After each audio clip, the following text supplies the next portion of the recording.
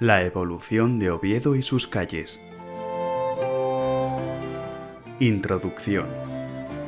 Nunca visité Roma, pero conozco la leyenda de Rómulo y Remo. ¿Cuánta gente que visita Oviedo sabe quiénes fueron Máximo y Fromestano? Todos hemos sido culpables alguna vez de no interesarnos por la historia de los lugares que visitamos. Podemos seguir una ruta turística, pero la información que nos parece tan interesante cuando la escuchamos no se mantiene mucho tiempo con nosotros.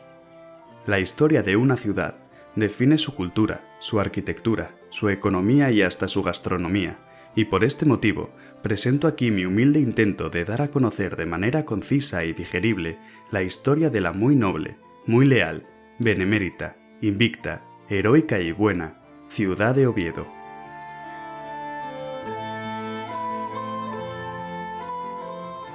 Origen. Según la tradición, los primeros pobladores de Oviedo fueron los monjes benedictinos Fromestano y su sobrino Máximo. En el año 761, Máximo, junto con sus siervos, se establecería en una alargada loma llamada Obetao al principio y Obetum después. Estaba limitada por dos riachuelos al noroeste y sudoeste y cobijada en el abrigo del monte Naranco. Poco después, se unió a ellos el tío de Máximo, Fromestano. Fue Fromestano el que decidió construir una pequeña iglesia, y fueron tanto tío como sobrino los que decidieron convertir el pequeño eremitorio en basílica y fundar un monasterio que fue hogar de hasta 26 monjes. Esta información se obtiene a partir de una copia no anterior al segundo tercio del siglo XI de un documento cuya parte expositiva trataba sobre el pacto monástico por el que 26 monjes se sometían a la prelacía de Fromestano. A pesar de no haber confirmación del relato en otras fuentes históricas, es perfectamente plausible, siendo Oviedo otro ejemplo más de una colonización de carácter monástico. El rey Fruela I fue el monarca que mandó edificar cerca del monasterio una iglesia dedicada al Salvador junto con otras viviendas. Se especula que también pudo haber sido su residencia durante un tiempo sin especificar, y la posibilidad de que estableciera un puesto defensivo en la parte nordeste de la colina por si surgía la necesidad de sustituir la capitalidad de Cangas de Onís. Oviedo seguía creciendo, esta vez durante el reinado del rey Silo y de la mano del presbítero Montano, que con 24 religiosos más estableció el monasterio de San Vicente, enriqueciendo el lugar al entrar en clausura con todos sus bienes terrenales. No obstante, el engrandecedor de Oviedo fue sin discusión alguna el rey Alfonso II, hijo de Fruela I, sobrino de Silo y amigo de Carlomagno. Tras superar las campañas del emir Ixen I y siguiendo sus ideales neogoticistas, construyó una nueva basílica, edificó palacios, levantó las primeras murallas de la ciudad y la dotó de acueductos y puentes. Más importante aún fue su labor restaurando leyes y tradiciones, estableciendo toda la administración de los godos y trasladando las cortes a la ciudad.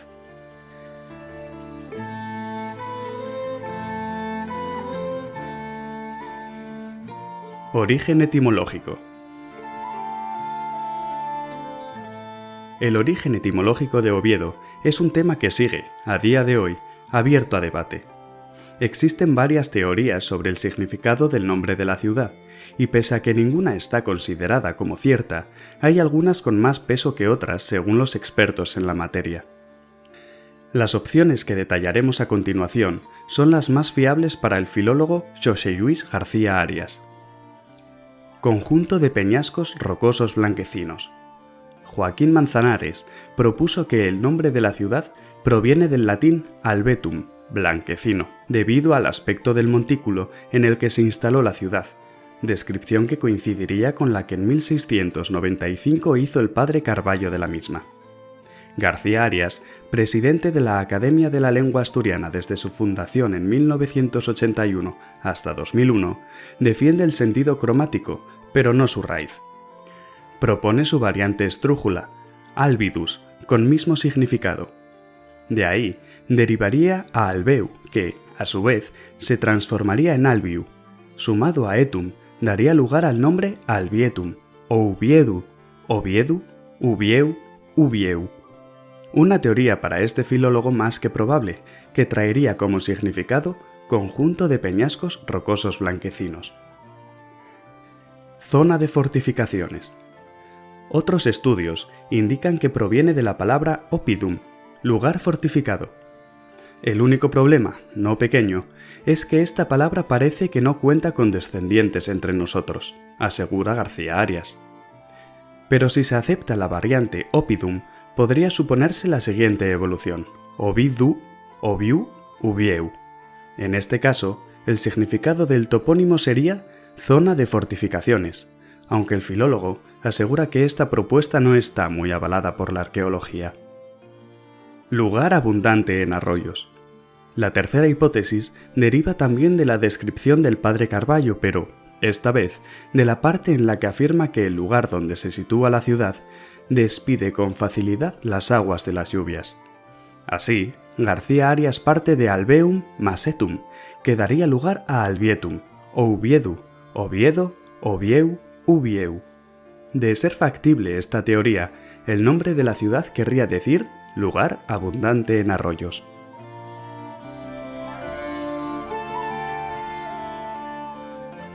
Edad Media. Una vez acabado el reinado de Alfonso II, tomó el poder Ramiro I, construyéndose en esos años el Palacio del Naranco, convertido posteriormente en iglesia dedicada a Santa María y San Miguel de Lillo. A Ramiro I lo sucede Ordoño I, pero fue durante el reinado de su hijo, Alfonso III, la época de mayor esplendor de Oviedo. Tras sofocar la rebelión del conde gallego Fruela Bermúdez, vuelve a Oviedo, reprime las rebeliones de vascos y gallegos y orienta su política hacia la expansión. Refuerza relaciones con la monarquía pamplonesa y se casa con la princesa navarra Jimena. Es en esta época cuando realiza numerosas construcciones con las que engrandeció la ciudad de Oviedo, ganándose el sobrenombre de segundo fundador de Oviedo. Entre estas construcciones destacan un castillo de grandes dimensiones que estaría ubicado en la Plaza Porlier, perdido definitivamente tras la invasión de los franceses y la Guerra de la Independencia. Un palacio con varias dependencias, donado posteriormente a la iglesia ovetense por Alfonso VI. Y el manantial de Foncalada, al norte de la ciudad.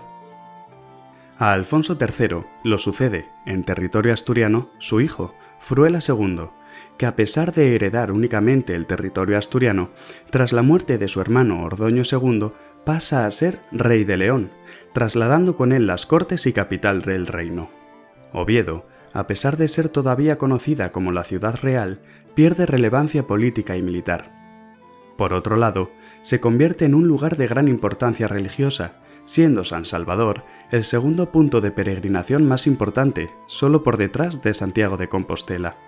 En el siglo XI, peregrinos de toda Europa venían a venerar las reliquias depositadas en el Arca de la Cámara Santa.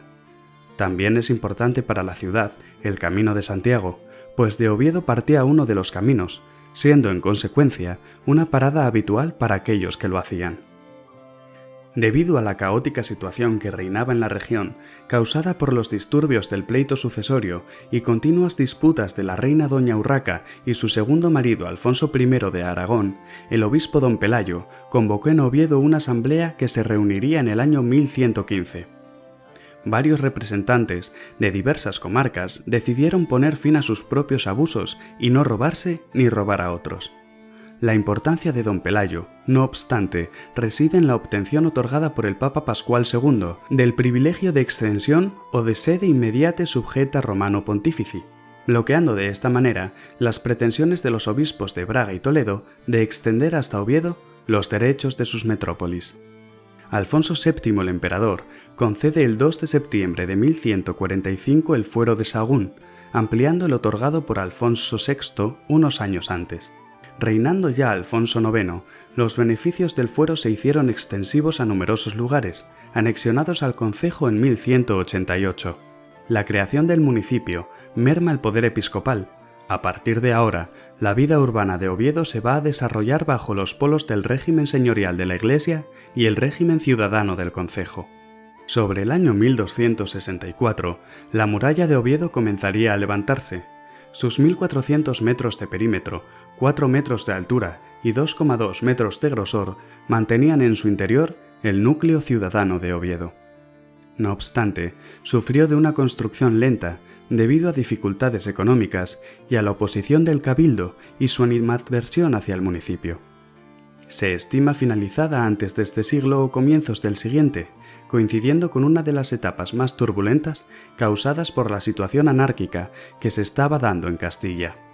Durante el siglo XIV, el territorio asturiano, incluyendo por supuesto Oviedo, era víctima de diversos nobles beligerantes y ambiciosos, tales como Gonzalo Peláez de Coalla, procedente de Grado, y que buscaba anexionar Oviedo a su dominio con el apoyo del obispo.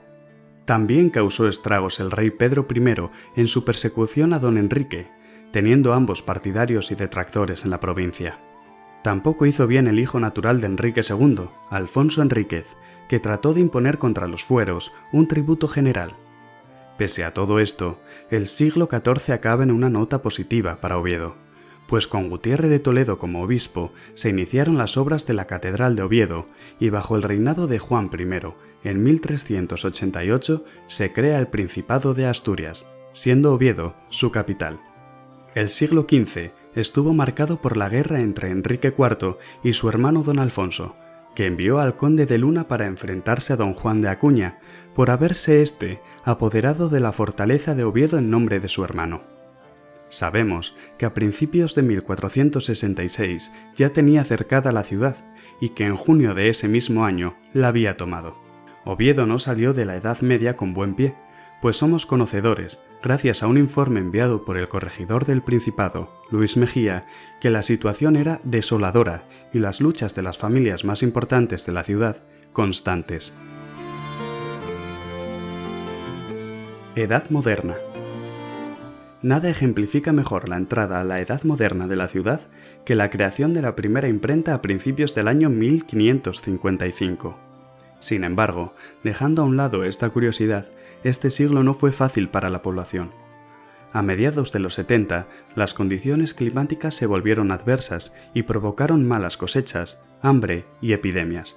En consecuencia, un gran número de habitantes emigró al interior y la situación finalizó con la venta de varios concejos pertenecientes a la Iglesia hasta ese entonces al rey Felipe II. La despoblación sufrida durante el siglo XVI fue mitigada por un hecho de gran trascendencia para Oviedo. En el año 1608 se funda la universidad, que sería esencial para la vida cultural y política de la ciudad. Paralelamente, se empiezan a construir una considerable cantidad de palacios, todavía en pie a día de hoy, como el de Valdecarzana Heredia o el Palacio de Camposagrado. Entramos en el siglo XVIII con la Guerra de Secesión, siendo la ciudad fiel a Felipe V. Este expediría en 1717 una real cédula que crea la Real Audiencia de Oviedo. Uno de sus regentes, Isidoro Gil de Haz, también fundaría el Hospicio Provincial en 1755. En 1775 se trata de fundar una sociedad económica asturiana. Por desgracia, el proyecto no pudo realizarse hasta un siglo más tarde, concretamente el 18 de abril de 1870.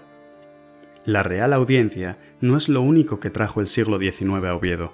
El ferrocarril comenzó a funcionar y en 1884 se inauguró la línea Gijón-León, que pasaba por Oviedo y unía el territorio astur con la meseta. El comienzo de la actividad de la fábrica de armas es el claro ejemplo de la industrialización de la ciudad. En definitiva, el siglo XIX fue un punto y aparte en la ciudad y su estilo de vida. Al fin y al cabo, fue en el año 1879 cuando se taló el siempre presente hasta la fecha Carballón. Siglo XX. El siglo XX merece un capítulo propio a la hora de relatar la historia de España y por supuesto también la de Oviedo. Acontecimientos cuyas consecuencias siguen siendo palpables hoy en día dieron lugar y marcaron, desgraciadamente de manera negativa, la vida de varias generaciones. Comenzaremos, con permiso de la Huelga General de 1917, hablando de la Revolución Minera de 1934. Más cruenta y con mayor impacto que su predecesora. Lo que muchos consideran el prólogo de la Guerra Civil fue parte de la Huelga General Revolucionaria, que a pesar de haber sido a nivel nacional, solamente arraigó en Asturias debido a la participación de la CNT, Confederación Nacional del Trabajo.